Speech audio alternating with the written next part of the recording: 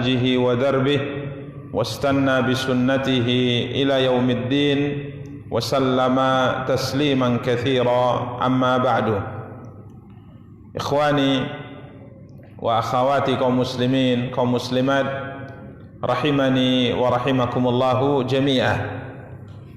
Alhamdulillah, puji dan syukur senantiasa kita ucapkan untuk Allah Subhanahu wa taala. Salawat beserta salam semoga senantiasa dilimpahkan oleh Allah untuk junjungan dan panutan kita Nabi Allah yang mulia Muhammad sallallahu alaihi wasallam. Ikhwani wa akhawati kaum muslimin, kaum muslimat, rahimani wa rahimakumullahu jami'a. Biidznillah, pada kesempatan yang berbahagia kali ini kita akan kembali mencoba untuk membaca dan menjelaskan Kitab Tauhid karya Syekh Muhammad bin Abdul Wahhab rahimahullahu taala, yang pada pertemuan kali ini insyaallah kita akan mulai mengkaji, membaca dan menjelaskan bab ke-36 dari karya beliau ini. Babun minasyirki iradatul insan bi'amalihi ad-dunya. Bab termasuk kesyirikan, keinginan manusia untuk meraih kepentingan duniawi dengan amalnya. Babun minasyirki iradatul insan bi'amalihi dunya. Termasuk kesyirikan tatkala seorang manusia, seorang hamba melakukan amal ibadah tujuannya adalah untuk dunia. Tujuannya untuk dunia. Para ikhwah dan akhwat yang dimuliakan dan dirahmati Allah Subhanahu wa taala, bab ke-36 ini kalau kita lihat ya dari terjemah atau dari bab, kita akan lihat ada kemiripan dengan bab sebelumnya, bab 35. Karena bab sebelumnya berkaitan dengan riya. Babun majaa fir riya. Bab tentang apa-apa yang telah datang dari dalil tentang celaan, larangan yang berkaitan dengan riya. Di mana telah kita jelaskan pada pertemuan sebelumnya bahwa riya itu ya sebagaimana yang sudah kita jelaskan bahwa riya itu adalah melakukan sebuah ibadah ya tujuannya untuk dilihat. Ya, dilihat oleh orang atau didengar oleh orang, yang intinya adalah niat dan tujuannya agar dipuji. Jadi tatkala orang melihatnya, ya, tatkala ia melakukan sebuah ibadah, maka orang akan memujinya, orang akan menyanjungnya. Dan tatkala ia beribadah agar ibadahnya tadi didengar oleh orang, dan dia juga ingin agar orang menyanjung dan memujinya terkait dengan ibadah tersebut. Riya dan sum'ah yang sudah kita jelaskan pada bab sebelumnya, ini sebenarnya kalau kita lihat termasuk melakukan ibadah tujuannya adalah duniawi. Karena pujian manusia itu berkaitan dengan dunia. Sanjungan manusia berkaitan dengan dunia. Komentar-komentar baik orang-orang terhadap orang yang melakukan sebuah ibadah, ini juga kaitannya semua dengan apa? Dengan dunia. Karenanya para ikhwah dan akhwat yang dimuliakan dan dirahmati Allah, adapun dalam bab ke-36 ini beliau menjelaskan bahwa termasuk kesyirikan adalah tatkala seorang melakukan amal tujuannya adalah untuk apa? Dunia. Tentunya masuk di sini adalah riya dan sum'ah. Ya, paham ya? Termasuk tentunya di sini adalah riya dan sum'ah. Hanya saja tentunya bab ini, bab ke-36 ini jauh lebih umum daripada bab ke-35. Karena bab ke-35 memang niat dan tujuannya adalah untuk dunia, ini sanjungan dan pujian orang, akan tapi ini terbatas hanya untuk dipuji dan disanjung oleh orang. Akan tapi bab 36 tujuan dunia ini lebih umum, lebih luas ya pembahasannya. Ya, contoh misalnya seorang melakukan ibadah tujuannya untuk agar dapat uang misalnya, melakukan ibadah tujuannya agar disehatkan. Tujuan ibadah, dia melakukan ibadah tujuannya agar diberikan oleh Allah Subhanahu wa taala jabatan. Tujuan dalam ibadah, niat dan tujuannya adalah agar kiranya Allah Subhanahu wa taala berikan kelancaran dalam urusan dunianya. Karenanya bab ke-36 ini jauh lebih apa? Lebih umum, lebih luas daripada bab ke-35. Karena bab 35 hanya berbicara tentang apa? Riya dan sum'ah saja. Para ikhwah dan akhwat yang dimuliakan dan dirahmati oleh Allah Subhanahu wa taala. Karenanya para ulama kita rahimahumullah taala tatkala menjelaskan keterkaitan antara dua bab ini, sebahagian mereka mengatakan bahwa bab ini adalah pengulangan dari bab sebelumnya. Walaupun ini adalah pendapat yang kurang tepat. Karena tidak mungkin dua bab yang disebutkan secara berdampingan maknanya apa?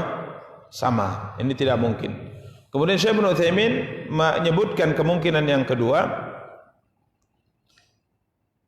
bahwa bab ini ya ingin dijelaskan oleh penulis agar kita bisa memahami bahwa bab ini lebih umum, dia lebih luas cakupannya dibandingkan bab sebelumnya. Dan ini kemungkinan ya, bisa dikatakan ini kemungkinan yang diinginkan oleh penulis. Akan tapi kemungkinan yang ketiga, wallahu ta'ala alam, yang lebih tepat kata Syekh Ibnu Utsaimin, bahwa beliau menyebutkan bab ini karena bab ini berdiri dengan sendirinya. Bab ini berdiri dengan apa? Dengan sendirinya. Karena kalau kita kaitkan riya sum'ah dengan tujuan dunia, maka ini sebenarnya berbeda. Sebenarnya apa? Berbeda. Jadi kalau riya dan sum'ah itu, ya, sebagaimana yang telah kita jelaskan pada pertemuan sebelumnya, orang melakukan sebuah ibadah agar dipuji. Imma dari awal ibadah, contoh ia tidak mau sholat kecuali karena pujian, tidak mau membaca Quran karena pujian, artinya kalau tidak ada pujian ia tidak sholat, tidak ada pujian ia tidak akan baca Quran, atau dia baca Quran lillahi ta'ala, atau sholat lillahi ta'ala, sedekah lillahi ta'ala, namun di tengah jalan dia melenceng niatnya melakukan itu untuk dipuji dan disanjung oleh siapa? Manusia. Ini bab riya dan sum'ah, ini sudah kita jelaskan. Adapun bab keinginan dunia dalam amal, ini berdiri sendiri. Dia melakukan amal ibadah karena Allah, melakukan amal ibadah karena Allah. Karena itu adalah ibadah, salat diperintahkan oleh Allah. Dia tidak melakukannya agar disanjung, dipuji oleh orang. Ya, dia benar-benar melakukan karena itu adalah perintah Allah.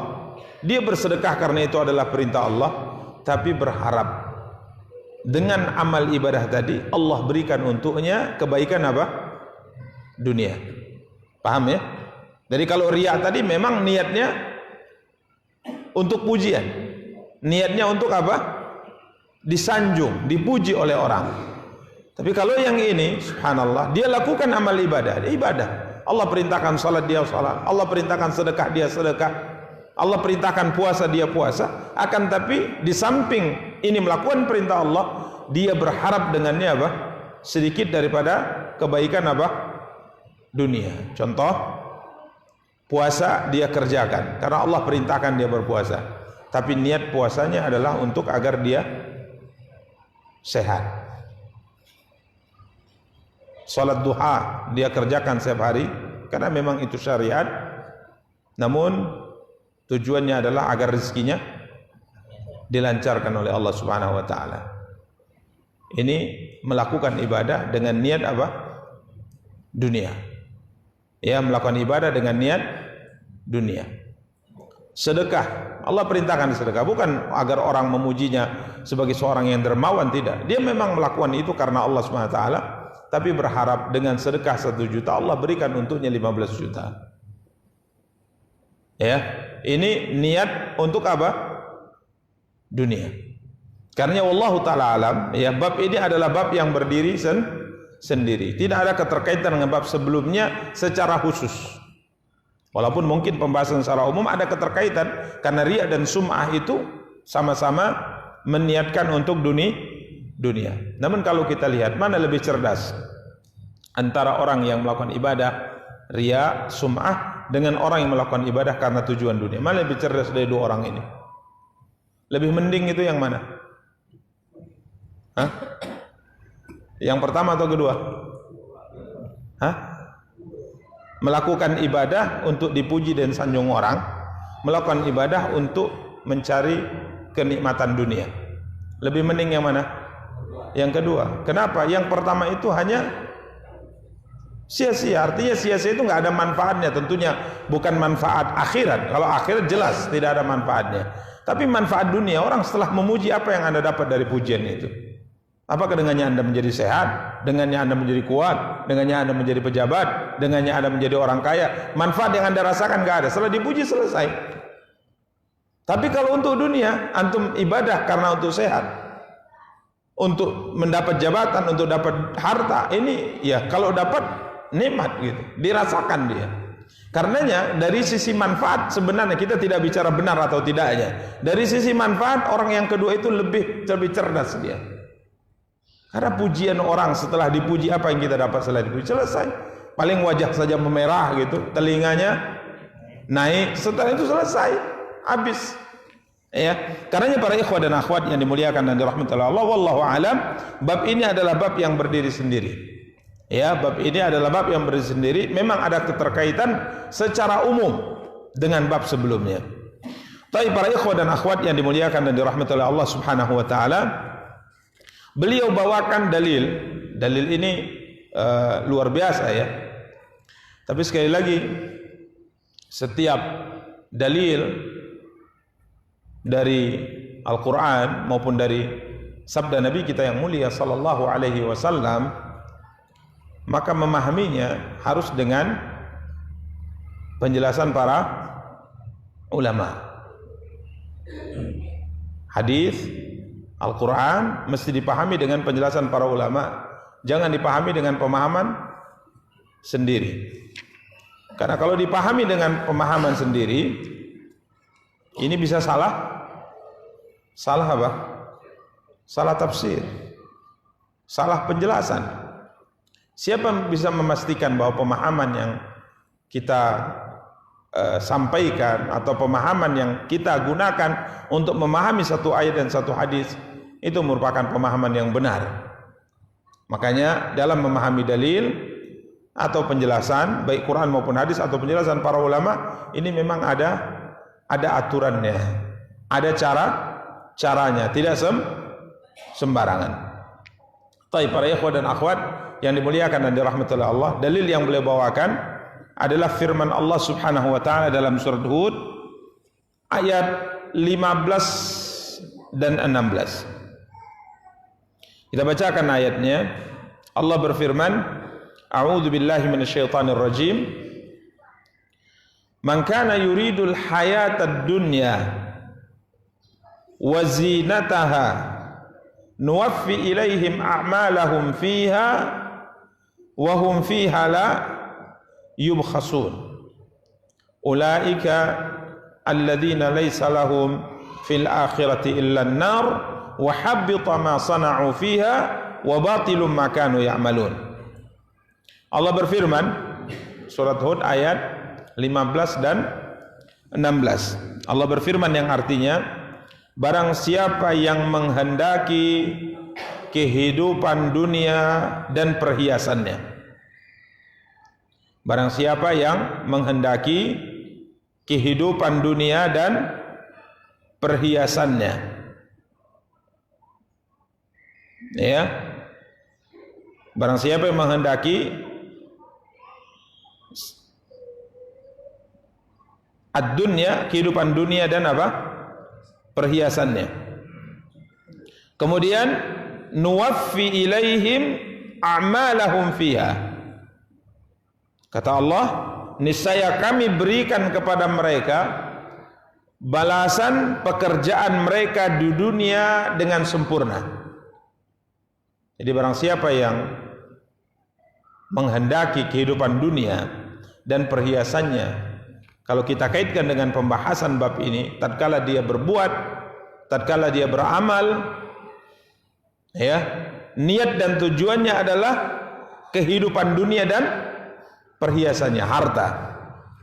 Ya, maka Allah mengatakan, niscaya kami berikan kepada mereka balasan pekerjaan mereka di dunia dengan apa? Sempurna. Allah beri balasan. Allah berikan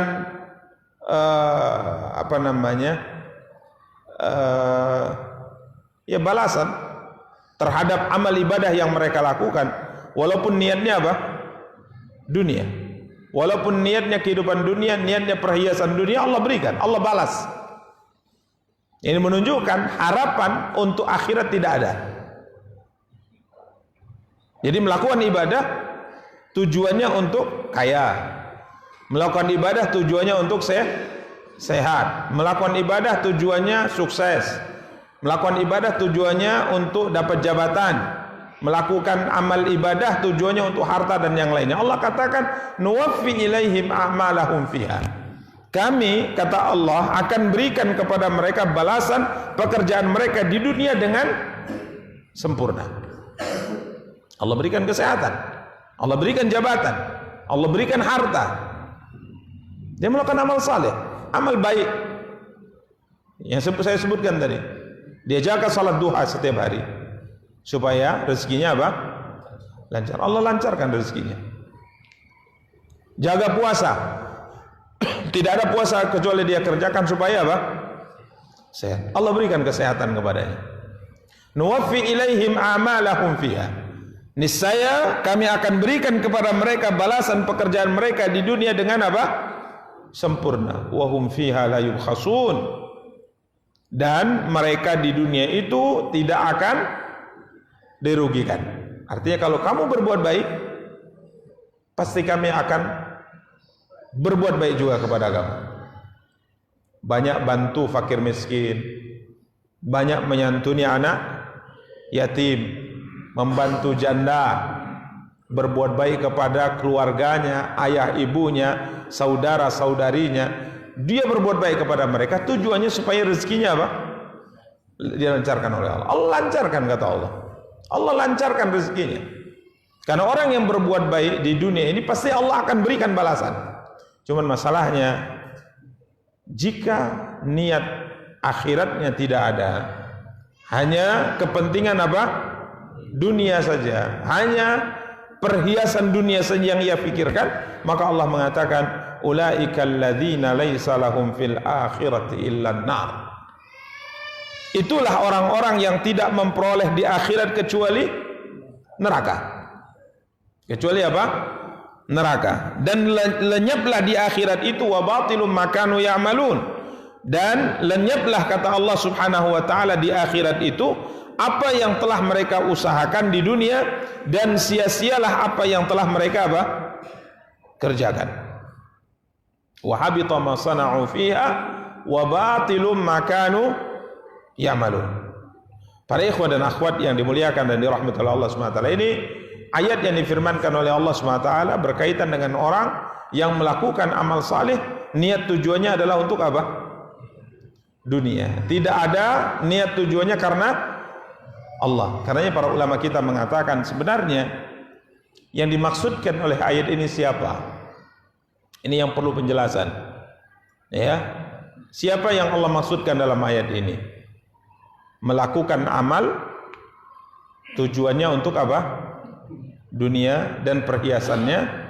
Allah akan balas sebagaimana yang mereka inginkan, namun di akhirat tempat kembali mereka adalah neraka. Amal yang mereka lakukan dahulu yang niatnya dunia itu akan sirna, dan batilum makanu ya'malun, dan mereka dan sia-sialah apa yang telah mereka apa?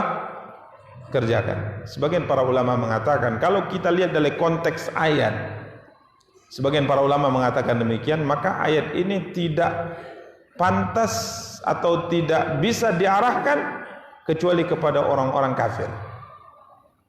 Kecuali kepada orang-orang kafir, ini yang pertama. Karena konteks ayat ini, coba perhatikan, ulaikal ladzina laisa lahum fil akhirati illan nar wa habita ma sana'u fiha wa batilum ma kanu ya'malun. Itulah orang-orang yang tidak memperoleh di akhirat kecuali apa?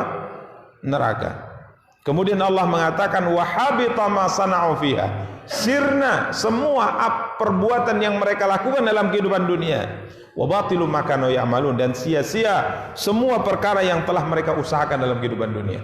Ini konteks ayat yang seperti ini, kata sebagian para ulama, tidak bisa diarahkan kecuali kepada orang-orang kafir. Ya, tidak bisa diarahkan kecuali kepada orang-orang kafir. Karena kalau sirna semua amal itu tidak mungkin terjadi kecuali pada orang yang kafir atau tidak beriman kepada Allah, tidak beriman kepada siapa? Rasulnya yang mulia Muhammad sallallahu alaihi wasallam. Namun sebagian para ulama mengatakan bahwa ayat ini tentunya yang pertama kali ke mereka, akan tapi siapapun. Bahkan para ikhwah dan akhwat yang dimuliakan dan dirahmati oleh Allah, amal saleh yang tidak boleh diniat selain Allah subhanahu wa ta'ala. Kalau diniatkan untuk selain Allah, tidak boleh diniatkan kecuali hanya untuk Allah, dan dia niatkan saat melakukannya untuk selain Allah, maka bukan hanya sekedar tidak diberikan pahala, tapi malah mendatangkan apa? Dosa. Ini sudah sering kita sampaikan. Akan tapi para ikhwah dan akhwat yang dimuliakan dan dirahmati oleh Allah, para ulama kita memperinci, ada amal saleh yang sama sekali Allah dan Nabi-Nya tidak kaitkan dia dengan kebaikan dunia. Dia amal saleh diperintahkan, tapi sama sekali tidak ada Al-Quran maupun hadis mengkaitkannya dengan apa? Dunia. Namun ada amal saleh diperintahkan oleh syariat, tapi Nabi SAW atau Allah Subhanahu Wa Taala mengkaitkan amal tadi untuk memotivasi dengan kebaikan apa? Dunia. Jadi ada amal saleh diperintahkan nih ya, dalam Quran maupun dalam hadis, sama sekali tidak disinggung terkait dengan kebaikan apa? Dunia. Yang kedua, amal saleh diperintahkan juga, tapi ada disinggung terkait dengan kebaikan apa? Dunia. Ini tentunya amal-amal yang dilakukan saleh karena Allah kita melakukannya, bukan karena pujian. Tapi ada pertama dikaitkan dengan kebaikan dunia, ada yang tidak. Contoh misalnya para ikhwah dan akhwat yang dimuliakan dan dirahmati Allah, amal yang paling utama dari amal ibadah yang kita diperintahkan oleh Allah untuk melakukannya adalah amal salat. Pernah tidak dalam salat Allah katakan atau Allah kaitkan salat dengan kehidupan dunia atau kebaikan dunia? Pernah tidak? Atau ada yang tahu dalilnya? Contoh, kalau kamu ruku agak panjang, punggungmu akan sehat. Kalau seandainya kau sujud, maka manfaatnya, kebaikannya adalah otak, organ otak itu akan sehat. Kemudian kalau engkau duduk di antara dua sujud dengan benar sebagaimana diajarkan Nabi SAW, maka engkau akan mendapatkan kebaikan ini dan itu. Tidak ada. Ini menunjukkan bahwa ibadah salat tidak dikaitkan oleh Allah dengan kebaikan apa? Dunia. Tapi kita yakin amal ibadah apapun yang Allah perintahkan kalau kita lakukan, insya Allah Allah akan berikan untuk kita kebaikan dunia dan kebaikan akhirat. Tapi secara khusus Allah dan Nabi-Nya tidak mengkaitkan ibadah salat untuk kebaikan apa? Dunia. Puasa, ada tidak hadis yang mengatakan, yang sahih yang mengatakan bahwa puasa itu adalah sarana untuk menyembuhkan penyakit lambung, atau puasa itu adalah sarana untuk mengatasi penyakit-penyakit tertentu? Ada tidak? Tidak ada. Maka ibadah puasa secara khusus tidak dikaitkan dengan kebaikan apa? Dunia. Tapi kita yakin, sebagaimana dalam pembahasan sholat tadi, bahwa ibadah apapun yang diperintahkan oleh Allah, insya Allah akan mendatangkan kebaikan dunia dan juga kebaikan apa? Akhirat. Tapi kalau tidak dikaitkan dengan kebaikan dunia, kemudian kita niatkan, maka tidak boleh.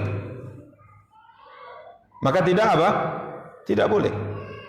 Orang sakit-sakitan puasa supaya sehat. Jadi tatkala ditanya, kenapa engkau puasa? Niatnya supaya sehat. Kenapa engkau puasa? Enggak pernah kau puasa.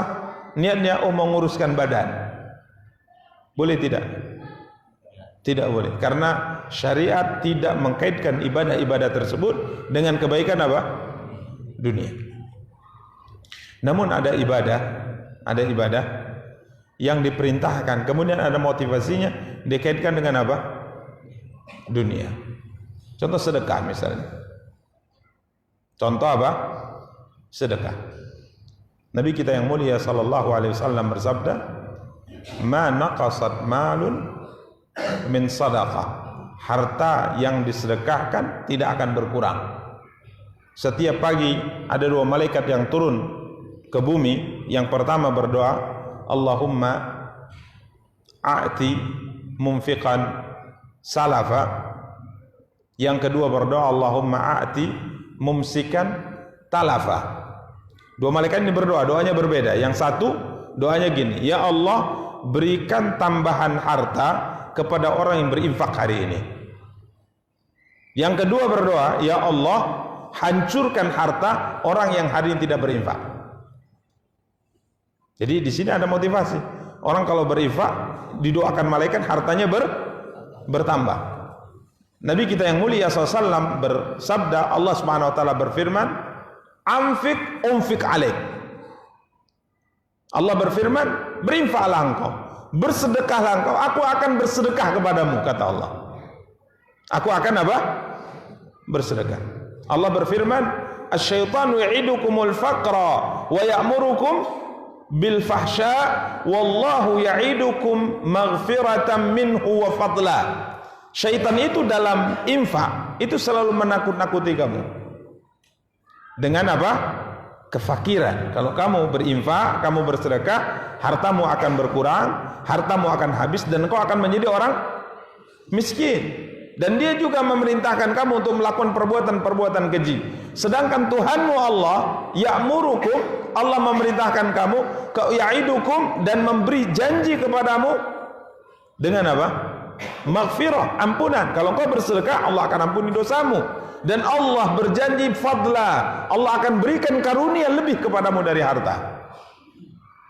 Sedekah ini subhanallah, di samping kebaikan akhirat dijanjikan oleh Allah, dia juga dijanjikan kebaikan apa? Dunia. Contoh yang lainnya, silaturahim, ibadah menyambung hubungan baik dengan apa? Kerabat.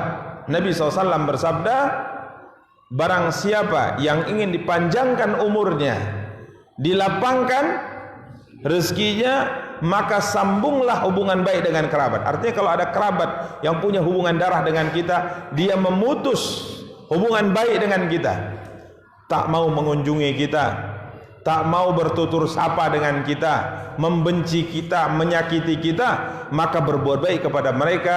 Ini akan menambah panjang umur kita dan melapangkan apa? Rezeki kita. Falyasil rahimahu, sambung hubungan kerabat yang diputus oleh mereka. Ini para ikhwah dan akhwat yang dimuliakan dan dirahmati Allah. Ini ibadah-ibadah di samping Allah kaitkan dengan kebaikan akhirat, Nabi SAW kaitkan dengan kebaikan akhirat, dia juga dikaitkan dengan kebaikan apa? Dunia. Karenanya para ulama mengatakan untuk ibadah yang ada kaitan dengan kebaikan dunia ini boleh juga diniatkan untuk kebaikan dunia, walaupun yang paling utama apa? Akhirat. Kenapa? Akhirat lebih baik dan lebih baik dan lebih apa? Kekal. Jadi kalau ada orang rajin bersedekah supaya rezekinya dilancarkan oleh Allah, dan niat sedekahnya karena Allah, dia berharap di sana dia dapat pahala lebih besar, tapi di sisi lain dia juga berharap agar kiranya Allah tambah rezekinya, maka tidak mengapa. Ini tidak apa? Mengapa? Karena janji-janji dari Nabi seperti itu, janji dari Allah seperti itu. Seorang berjihad, dia berjihad lillahi ta'ala dengan ada niat juga untuk dapat harta rampasan perang, ghanimah, supaya dia menjadi orang kaya. Nanti kalau menang, dia dapat harta rampasan perang, kan dapat harta banyak. Boleh tidak? Boleh. Karena memang motivasi dalam Quran maupun dalam sabda Nabi SAW terkait dengan harta rampasan perang ini ada. Tapi kalau ibadah yang tidak dikaitkan dengan kebaikan dunia, maka tidak boleh diniatkan secara khusus untuk kebaikan apa? Dunia. Tapi yakinlah kalau kita melakukan amal ibadah yang diperintahkan oleh Allah, sekalipun tidak dikaitkan dengan kebaikan dunia, Allah pasti akan berikan kebaikan apa? dunia kepada kita. Tapi kalau diniatkan secara khusus, ini tidak boleh. Ya, demikian para ikhwah dan akhwat yang dimuliakan dan dirahmati Allah. Karena sebagian yang mengkaitkan gerakan-gerakan salat dengan senam, tidak benar. Cari kesehatan dengan salat. Nah, salat itu adalah senam yang paling apa kata mereka? Yang paling sempurna. Jadi kalau gerakan salat sesuai dengan arahan Rasulullah sallallahu alaihi wasallam kata mereka, bagaimana ruku'nya, bagaimana sujudnya, bagaimana ketenangannya, maka semua organ tubuh yang berkaitan dengan gerakan salat akan menjadi sehat. Boleh tidak? Tidak. Kenapa? Karena tidak dikaitkan secara khusus. Tapi yakinlah kalau Anda mengerjakan salat, Allah akan berikan untuk Anda kebaikan dunia dan kebaikan akhirat. Ya, demikian para ikhwah dan akhwat yang dimuliakan dan dirahmati oleh Allah Subhanahu wa taala. Karenanya beliau mengatakan bab di antara kesyirikan. Mungkin terjemahnya yang lebih tepat demikian. Di antara kesyirikan seorang manusia melakukan sebuah amal ibadah tujuannya adalah untuk dunia. Jadi tidak semuanya dihukumi sebagai bentuk apa? Syirik. Ada sebahagiannya. Ya, makanya tidak boleh juga kita menghukumi orang dengan perbuatan ini. Karena bab ke-35-36 itu letaknya iradah. Letaknya di mana? Hati. Kita nggak bisa menghukumi orang berkaitan dengan apa? Hatinya. Itu kayaknya orang itu nggak ikhlas. Loh, siapa? Kok bisa kita pastikan? Siapa Anda bisa memastikan dia tidak apa? Ikhlas. Ikhlas tidaknya seorang dalam amal itu dia dan Tuhannya yang tahu. Karena hati manusia tidak ada yang tahu. Karenanya Nabi SAW marah sekali dengan Usamah bin Zaid dan sahabat yang lainnya yang tatkala ada orang sudah mengaku muslim tapi tetap dibunuh. Berkesimpulan dia mengucapkan syahadat atau mengaku muslim karena dia takut dibunuh. Maka apa pesan Rasulullah kepada mereka berdua? Halla syaqaqta an qalbi. Kenapa kau tidak belah dulu dadanya sehingga engkau tahu dia benar-benar mengucapkan syahadat atau mengaku muslim lillahi ta'ala atau tidak. Usamah bin Zaid radhiyallahu ta'ala langsung menyesal, kemudian dia mengatakan, seandainya hari itu aku baru pertama kali masuk Islam. Tapi pada kasus kedua seorang sahabat melakukan hal yang sama, pelanggaran, membunuh seorang yang sudah mengaku muslim, maka dia mengatakan kepada Rasulullah, kenapa kau tak belah dadanya sehingga kau bisa pastikan dia mengaku muslim, mengucapkan syahadat itu karena takut atau benar ikhlas karena Allah Ta'ala.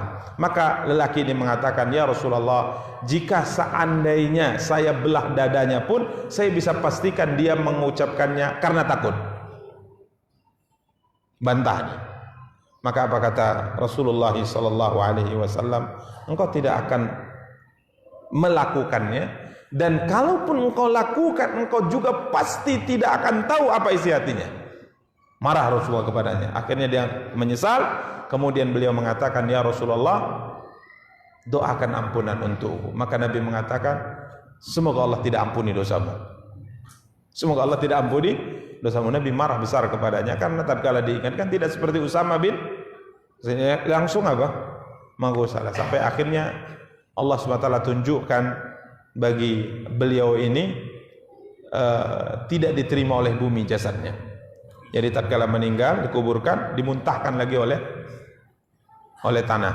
Dikuburkan lagi, dimuntahkan oleh tanah, dikeluarkan lagi oleh tanah. Tanah tidak menerimanya, dan itu terjadi 3 kali sampai akhirnya para sahabat yang mengebumikannya terpaksa mencari 2 gundukan tanah yang dekat, kemudian diletakkan jasadnya dan ditutup dengan menggunakan batu.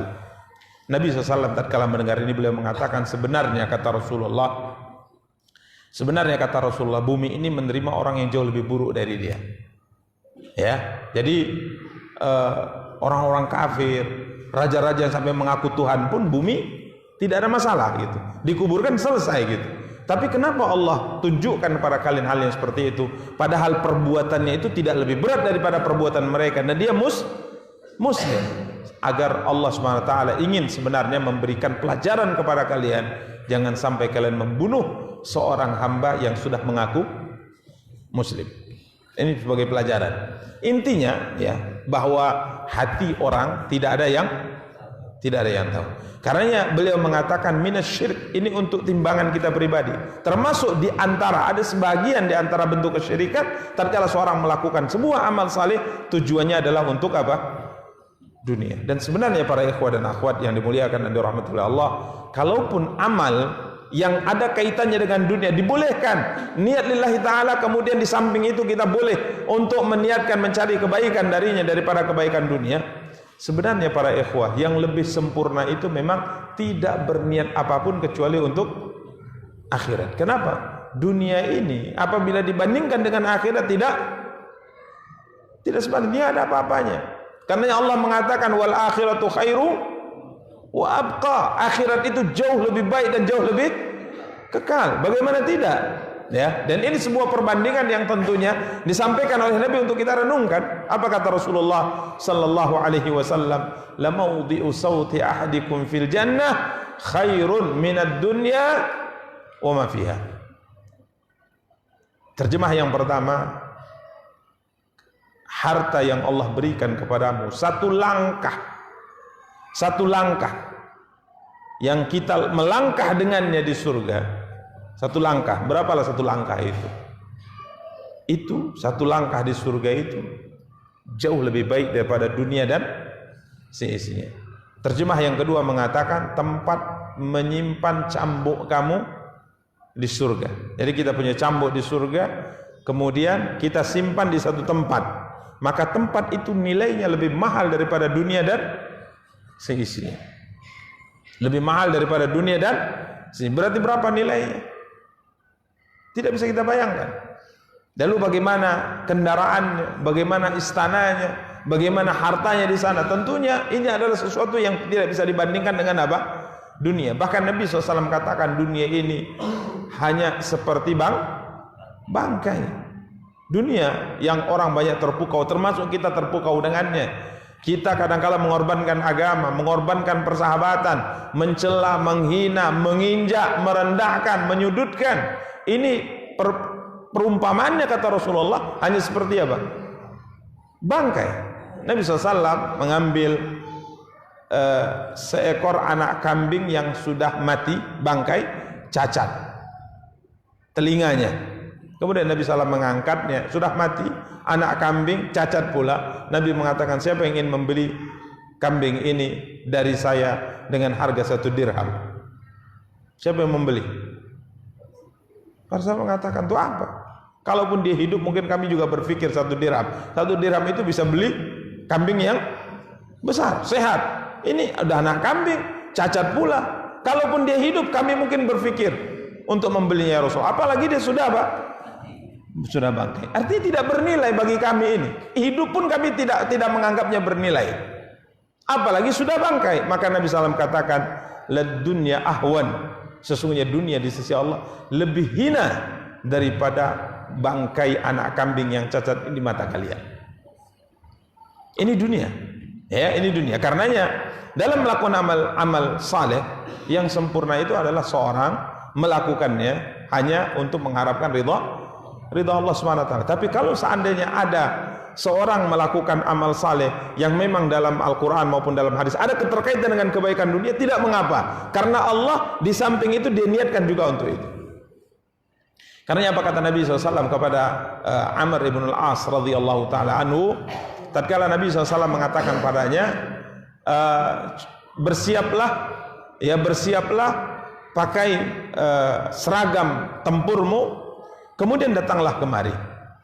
Maka setelah dia pakai seragam perangnya, dia pakai baju besinya, dia bawa senjatanya, kemudian dia temui Rasulullah sallallahu alaihi wasallam.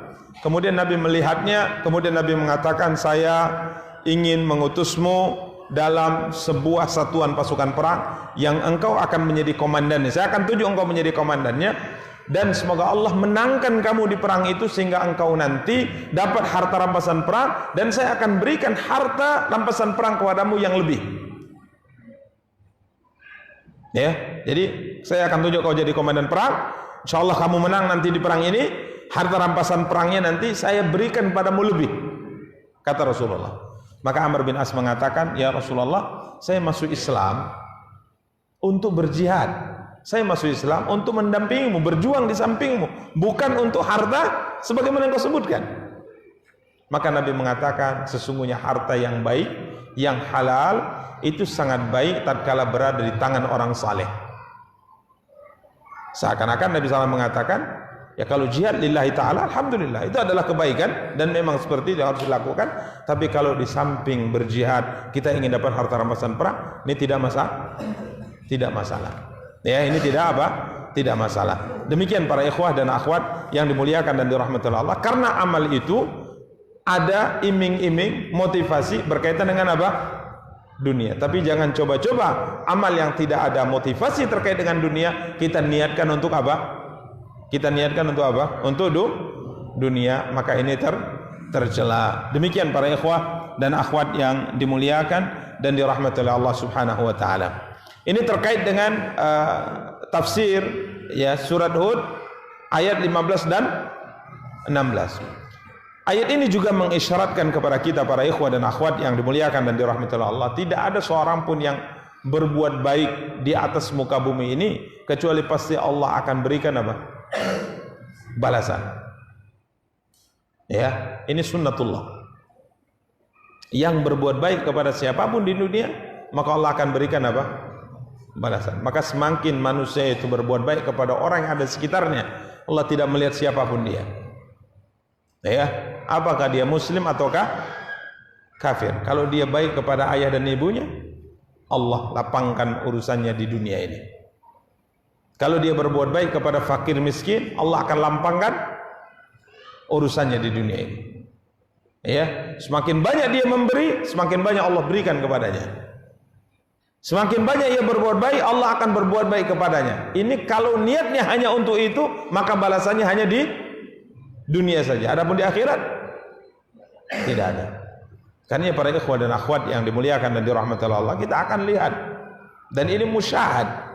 Kita akan saksikan siapapun dia, apakah orang kafir atau mukmin, kalau dia baik dengan tetangganya, baik dengan kerabatnya, baik dengan keluarganya, baik dengan anak istrinya, baik dengan orang tuanya dan yang lainnya, maka biasanya hartanya semakin apa? Semakin bertambah. Tapi orang yang jahat, orang yang tidak berbuat baik, melakukan kezaliman, ini akan disempitkan oleh Allah Subhanahu wa taala. Karena Allah Subhanahu wa taala mengatakan, "Nuwaffi ilaihim a'malahum fiha wa hum fiha la yubkhasun." Allah akan sempurnakan balasan untuk mereka dalam kehidupan dunia dan mereka tidak dikurangi, tidak dirugikan sama sekali. Tapi kalau tidak ada niat karena Allah, tidak ada niat untuk akhirat, di akhirat tidak ada balasan pada mereka kecuali apa?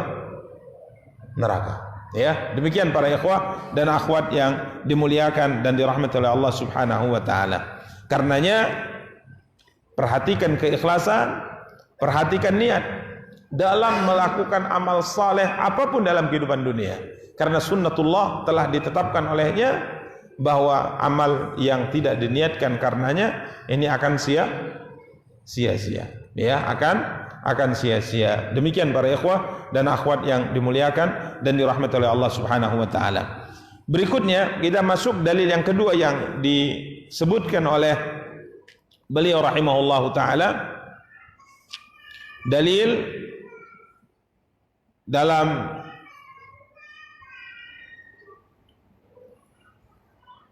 hadis yang diriwayatkan oleh Abu Hurairah, Rasulullah sallallahu alaihi wasallam bersabda, "Ta'isa abdud dirham." Ta'isa abdud dinar. Yang pertama, ta'isa abdud dinar. Celakalah hamba dinar. Celakalah hamba dirham. Ta'isa abdud dinar, ta'isa abdud dirham. Ta'isa abdul khamisah. Celakalah hamba khamisah. Kain ya. Artinya kain. Celakalah hamba kain, hamba pakaian. Ya. Kemudian ta'isa abdul khamilah. Ta'isa abdul khamilah. Khamilah diartikan dengan firash atau apa namanya, kasur atau karpet. Artinya mengutamakan sesuatu yang terlihat. Ya, ini kaitan dengan melakukan amal ibadah, tujuannya bukan karena Allah sehingga dia menjadi budak-budak dunia, budak dinar, budak harta, budak kain atau pakaian, dan budak-budak yang berkaitan dengan masalah urusan apa? Dunia, seperti perabot dan yang lain-lainnya. Kemudian Rasulullah SAW bersabda, in u'tiya radhiya wa illam yu'ta sakhita. Hamba-hamba dunia ini atau budak-budak dunia ini, kalau diberi maka dia ridha, kalau tidak diberi maka dia marah. Kalau diberi dia ridha, kalau tidak diberi dia marah. Artinya kalau diberi uang, diberi kekayaan, dia senang. Tapi kalau tidak diberi, ditahan, dia marah. Karena memang tujuannya adalah ini semua. Ya, bisa dikaitkan misalnya kalau lapang rezekinya, ibadahnya lancar. Kalau susah rezekinya, sempit rezekinya, tak mau ibadah. Nah, ini dia. Ini hamba apa? Hamba dunia. Jadi kalau lapang rezekinya, semangat ibadah. Kalau sempit, malas ibadah. Walaupun kadang ada kebalikannya, lapang rezekinya tak ibadah, sempit baru ibadah. Ya, taib. Kemudian Nabi SAW mengatakan, ta'isa wan takas. Celakalah hamba seperti ini dan semoga dia binasa. Wa idza syika falan taqasha. Dan ini doa keburukan Rasulullah kepada mereka-mereka ini. Celaka dan binasa, kata Rasulullah. Dan apabila dia tertusuk duri, semoga ia tidak mampu untuk mencabut duri dari tubuhnya. Atau tatkala ia terjatuh, semoga ia tidak bisa bangkit tatkala ia terjatuh. Ini doakan keburukan oleh siapa? Rasulullah. Hamba-hamba dunia ini.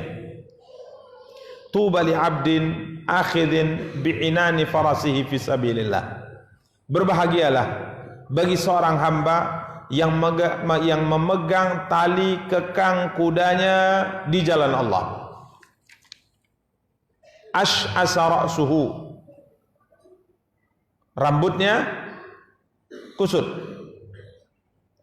Mughbarratan qadamah, kedua kakinya berdebu. Jadi penampilannya acak-acakan. Rambutnya apa? Kusut, kakinya apa? Berdebu. In kana fil hirasah, kana fil hirasah.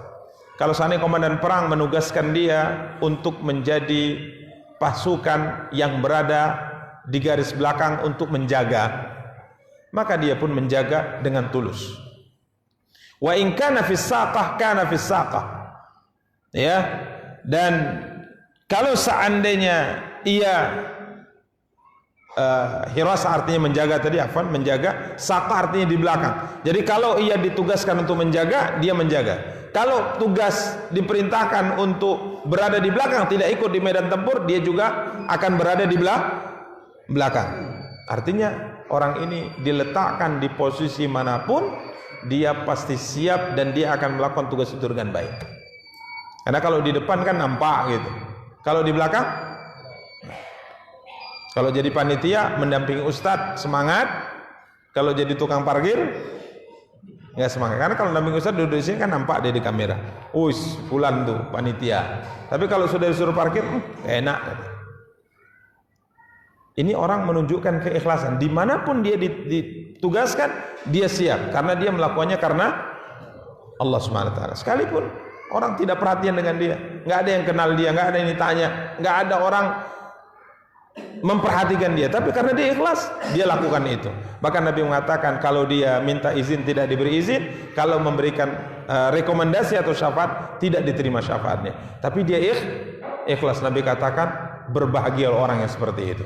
Insya Allah hadis ini akan kita syarah pada pertemuan yang akan datang berkaitan dengan pentingnya seorang menjaga keikhlasan dalam semua amal ibadah yang dia lakukan. Insyaallah taala kita jelaskan pada pertemuan yang akan datang. Kita cukupkan. Subhanakallahumma bihamdik, asyhadu an la ilaha illa anta, astaghfiruka wa atubu ilaik. Wassalamualaikum warahmatullahi wabarakatuh.